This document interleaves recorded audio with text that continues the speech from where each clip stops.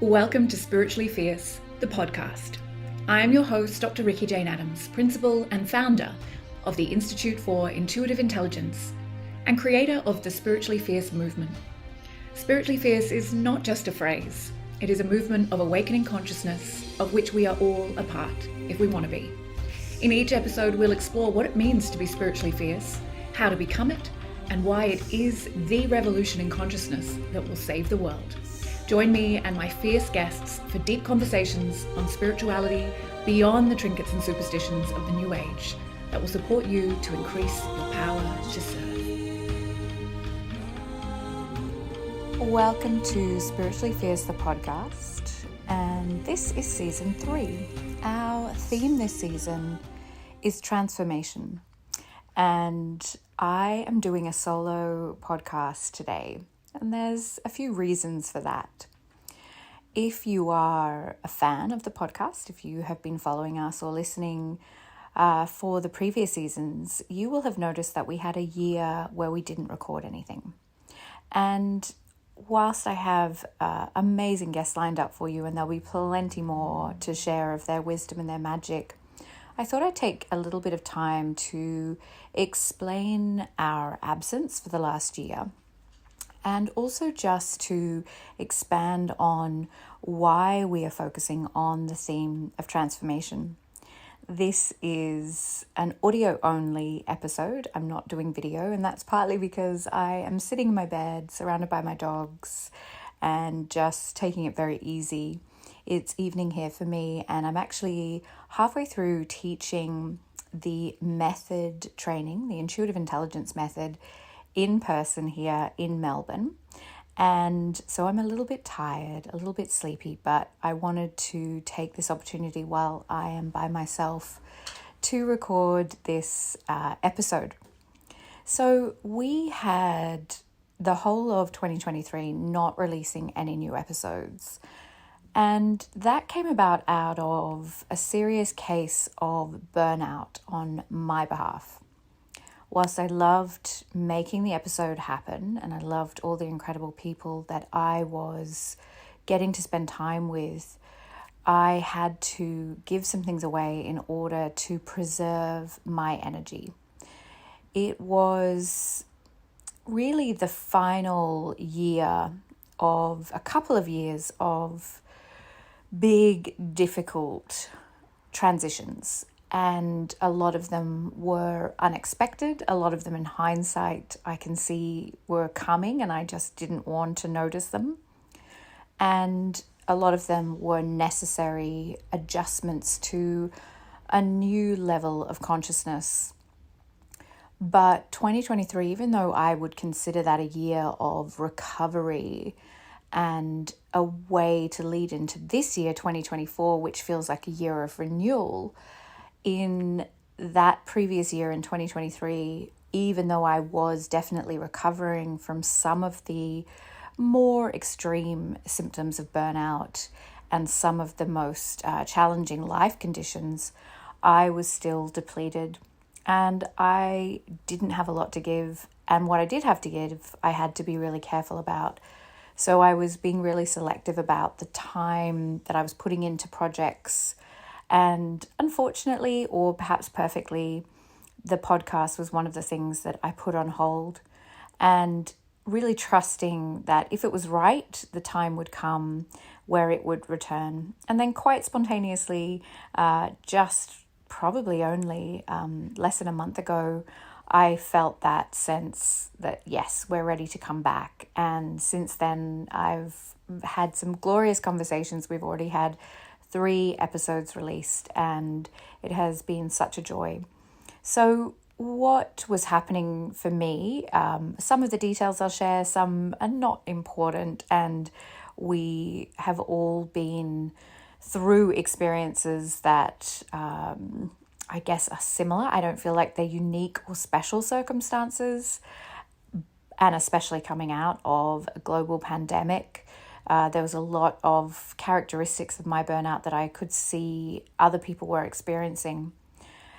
But I just wanted to talk a little bit about it in the context of this theme of transformation. which is the theme of season 3, and also in the context of being right now in the middle of a method training. So if you don't know, the Intuitive Intelligence Method is our 100-hour professional intuition certification.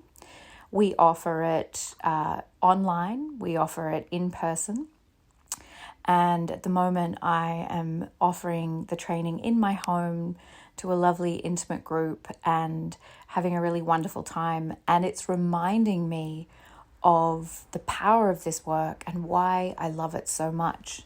And while all of that is fresh in my mind, it feels like a really good time to record this solo episode and just share a little bit about the bigger context of my work and the journey that I've been on. If you hear any noises in the background, I do have my dogs around me and they're kind of doing their thing. It's always been my intention with this podcast not to make it incredibly difficult to make or needing any special devices, and just something that I can record in the easiest and most simple way to get the information out to you. And so, as I say, sitting in my bed, recording on my phone, basically in my pajamas, just no video required for this one. So, where to begin? The story of the Institute is one that I feel deeply grateful for as a story of really incredible, rapid success and growth. We went very quickly from startup to a global training organization with big groups gathering for year-long trainings in order to qualify in the method process and to qualify as intuitive intelligence trainers. That is the certification that the graduates of the year-long program would come out with. And they were going through a really intense, amazing year of transformation personally and professionally to take their intuition from something superficial to something that was a profound embodied state of being and a process for serving their clients to release their subconscious fear in order to awaken to their own deep states of intuition at deeper and deeper levels.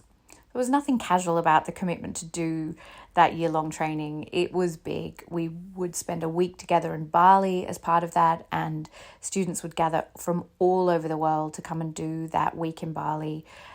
We would spend a year together online. It was a big commitment, and the transformations were profound. And as we came out of the pandemic, I found that people's willingness to commit to something of such magnitude and such length just wasn't there. Their courage or their confidence that the world was even a safe enough place for them to make a commitment like that just wasn't there.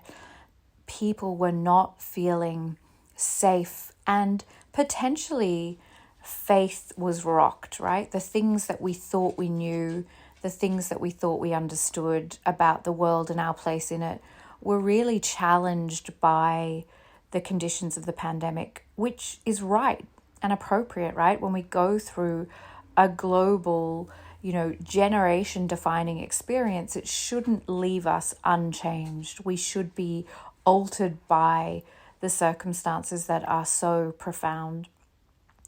And I guess it came as a surprise that something that had been working so beautifully, so well for so long was suddenly no longer something that people were willing to commit to.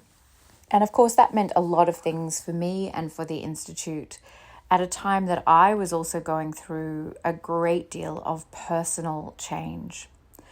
I talk about my divorce in my book, Superconscious Intuition, but alongside of that, there was also a new relationship. There was a lot of changes in my circumstances, where I was living, who I was spending my time with, the way I was raising my children, finding myself outside of a 12-year relationship and being in another relationship very quickly, which was both wonderful and terrible at the same time.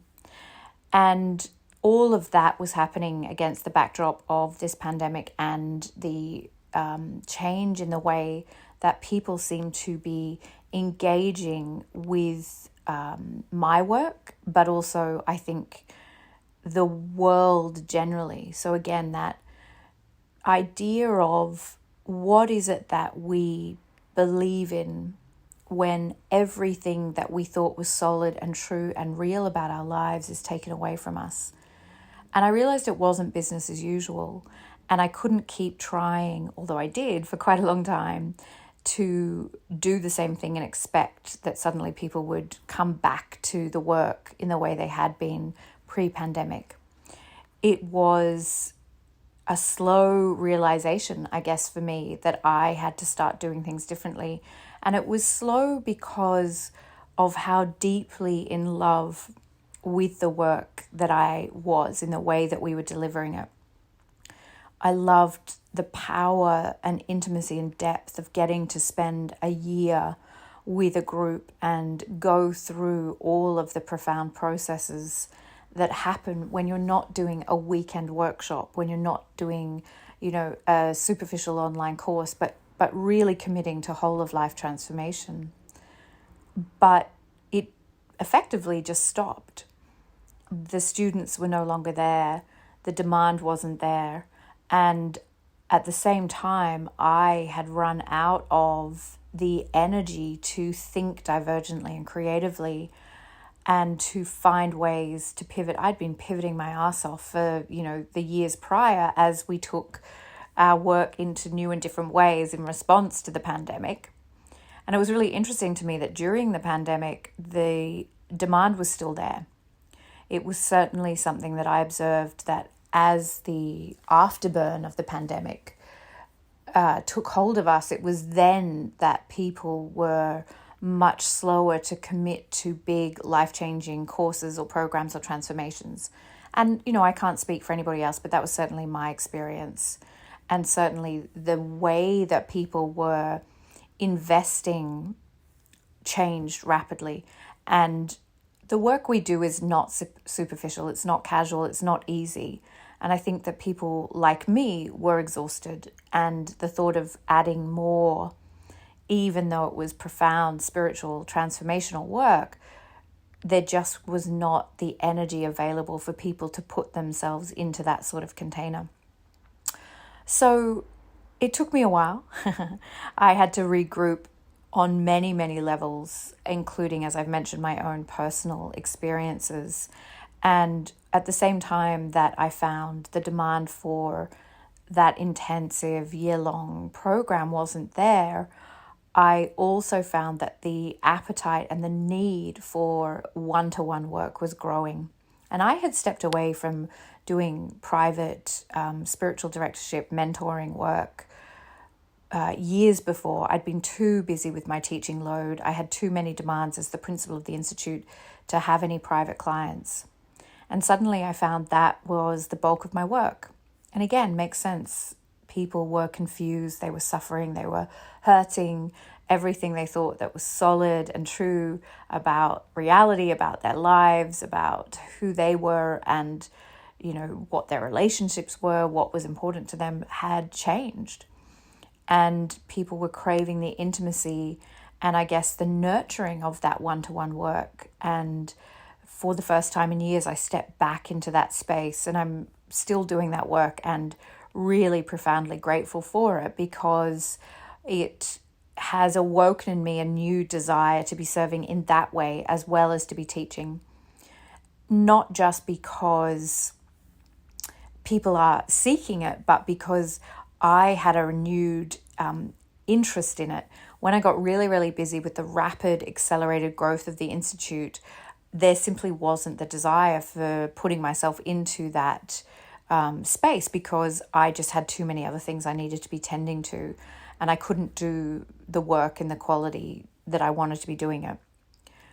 When I came back to it post-pandemic and the demand was there, I found this renewed love for it and this increased power in my ability to serve people in that way. And it is still and will remain an incredibly important part of the way that I serve going forward alongside of the teaching. So I spent more time than I probably should have sitting in a kind of inertia, unable to make decisions, unable to think divergently or creatively, and even just not interested in pushing myself to find ways to re-engage people in the work. And I really had to give myself permission for that. And that was scary because it meant change in income at the same time that I had become a single parent, solo income, living a life that I had not planned for or expected in any way. And I had to sit in the deep faith of trusting that when the time would come to take action, that I would know and I would have the courage and faith to do that. But it felt like it went on for a really long time.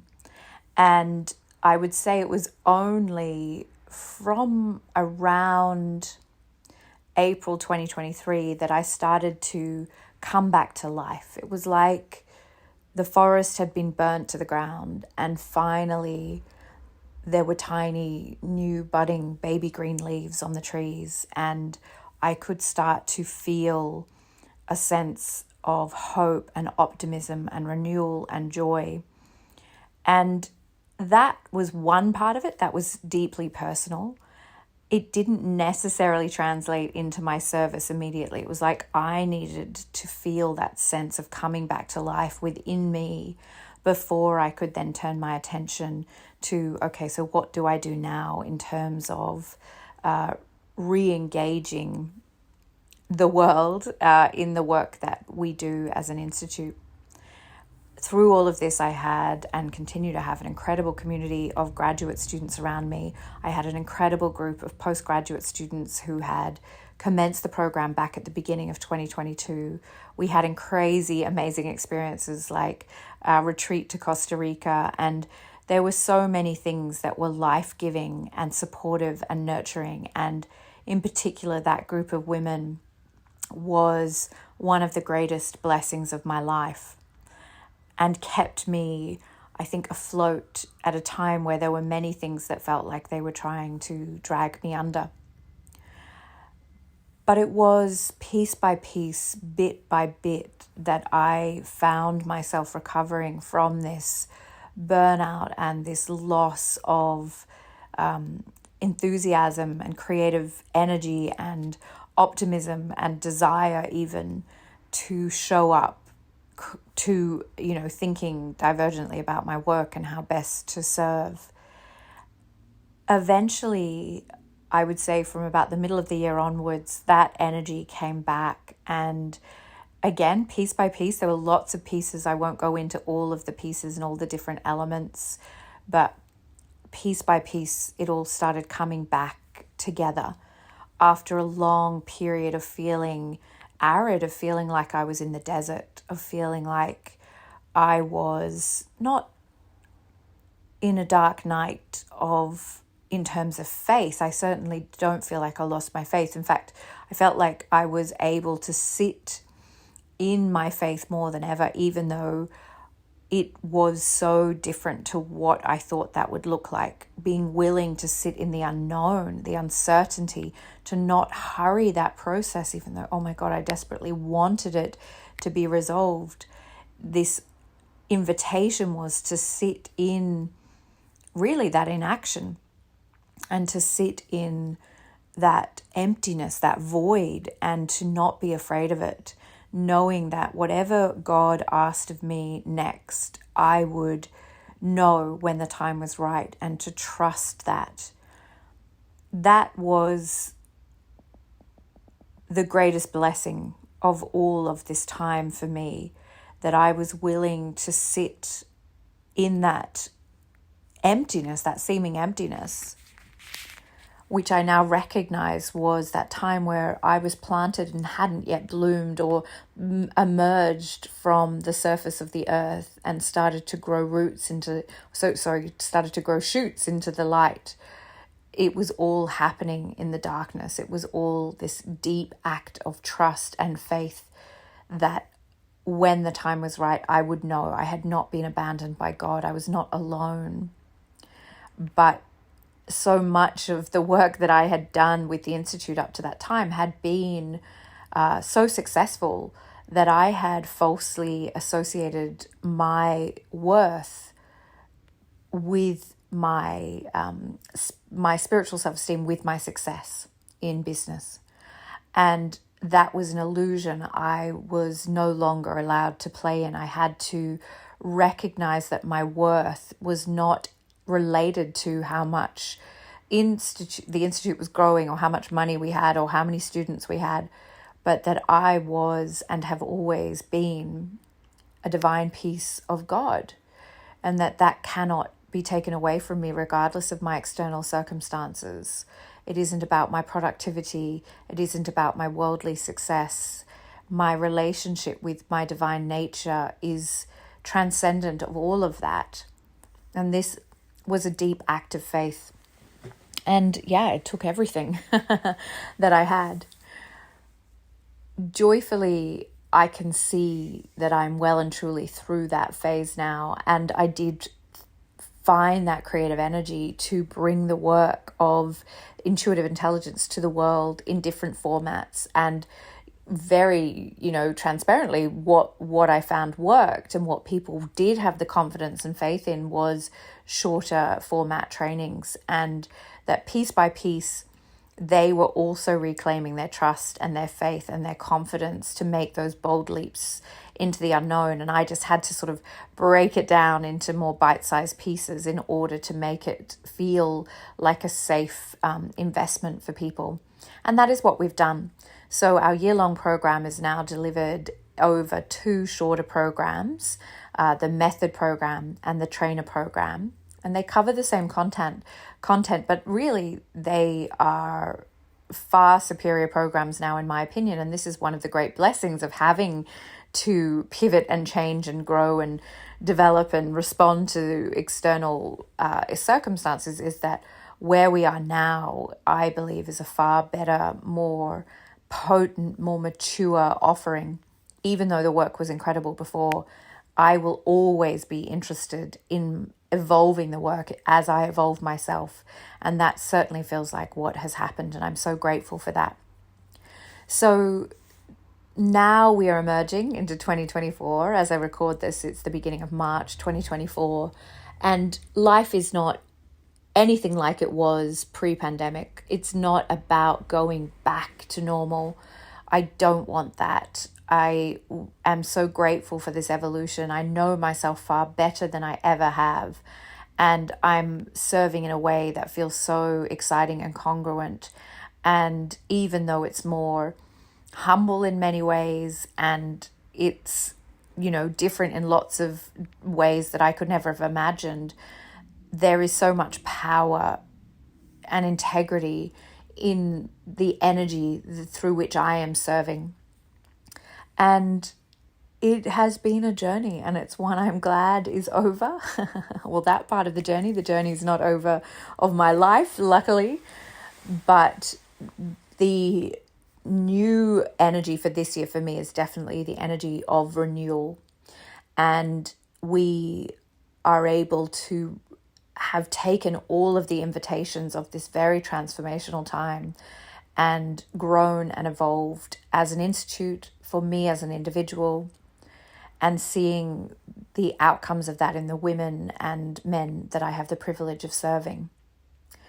So I wanted to share some of that so you have a little bit of a context as to why Spiritually Fierce, the podcast, went silent for a year, and why we're back now, and why our theme is transformation, because we have massively transformed and grown and evolved and stepped into this new time, this new phase of the human awakening experience with the deepest possible commitment to our growth and the willingness to do the difficult things and not to be afraid of meeting ourselves in that emptiness and in that void. So you can consider that year hiatus as the void year. Maybe we were recording it on some level of consciousness, but certainly what was necessary for me was to not just keep pumping out content when it was not congruent with where I was at or what my soul needed at that time. And I'm so grateful to be back, and I'm so grateful to be joined this season by the amazing graduates of the Institute who all have the most compelling and fascinating stories to tell, not only of their time of transformation and training with the Institute, but of what they have created as a result, and their really profound personal stories, all of which are so diverse and dynamic. And I am so honored and humbled to not only know these women, but to have the privilege of serving them. I hope you will enjoy this season of return, of transformation, of renewal, and that perhaps within these stories and my story, you will recognize some of the archetypal patterns that you have potentially gone through in these last few enormous years.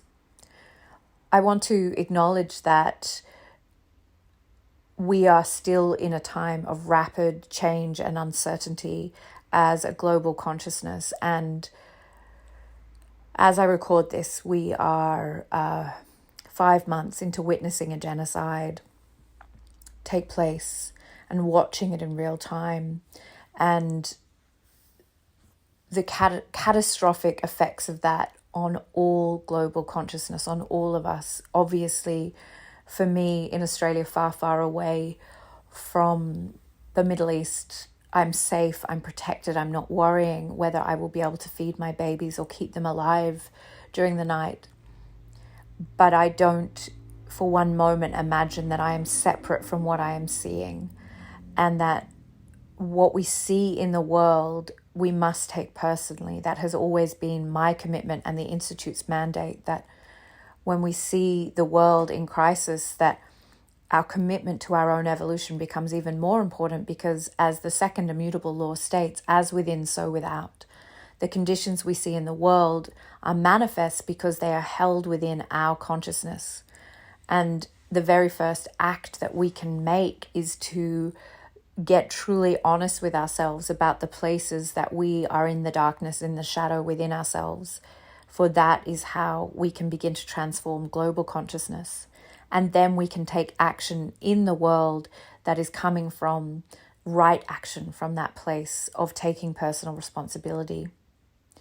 So I don't suggest that, yay, pandemic's over, we're all done, we can all just confidently go about pursuing our spiritual awakening or building the life of our dreams, but with that humble awareness that it is more important than ever that those of us who can, because of the freedom that we experience, awaken to our own shadows and awaken to the truth of what we are, liberate consciousness on behalf of all. And that is what we must do. We must not squander that privilege and that freedom, for this is how we set the world free.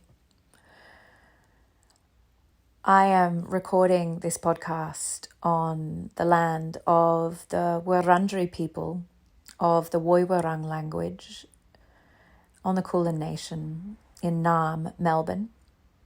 I pay my respects to the First Nations people of this country of Australia, a colonised land, and acknowledge that sovereignty was never ceded.